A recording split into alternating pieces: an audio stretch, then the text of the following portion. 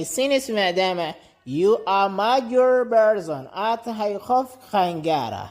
Why are you urinating on the street? maxaad wadada ugu kaadinaysaa? Why are you urinating on the street? maxaad wadada ugu kaadinaysaa?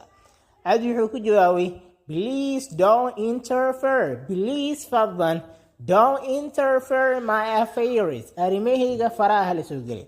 Don't interfere faraha la soo gelin my affairs arrimahayga. And what does it concern you? maxaana kaa khuseeya? What does it concern you? maxaa kaa khuseeya?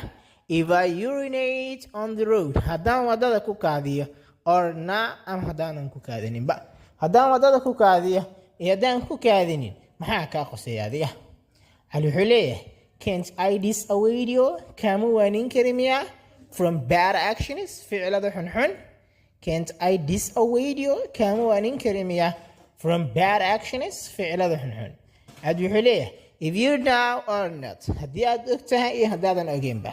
I don't need, aniga uma baahni, your advice, waanadaada.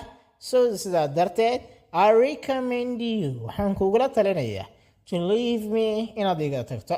Otherwise, haddii kale you will regret waad ka shalay doontaa. waa tahay saaxiib, haddii aad ka hesho muuqaalka like saar.